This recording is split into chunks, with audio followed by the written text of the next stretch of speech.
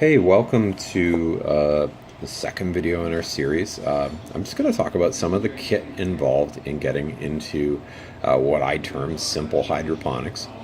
And just go right ahead. This is a 10 by 20 tray. They cost about $6. They have some channels at the bottom. There are no holes in it. It's just to give a little bit of drainage once you once your plants are going.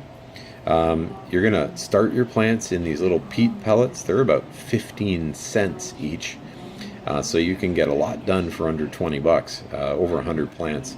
And they expand in water, and you can see a couple little seedlings that have germinated, being shown in the picture. For very little money, about $1.55, you can get these trays that go in that just keep them in place. And then once you're ready to move your plants into little nursery pots, you're going to want to choose a growing medium. This is something which is not dirt, and there's lots of different ones that people use, but this is what I'm using, and it's soil-like.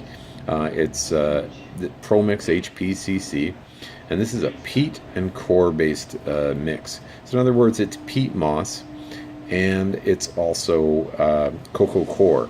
That's from byproduct from making coconuts. It comes out of the coconut,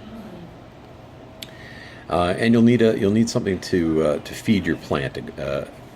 This is Grow A. There's a Grow B that goes along with it. Going back for a sec, this is quite a large bag. It's going to cost you about $35, but you probably will get 100 to 150 plants planted into the 5.5-inch pots with that. This you can buy in the Grow A plus the Grow B as a kit, and it costs $48. You'll get 800 liters of water out of this at the full strength that they tell you to mix in. This is pretty standard. You're going to get this at garden stores.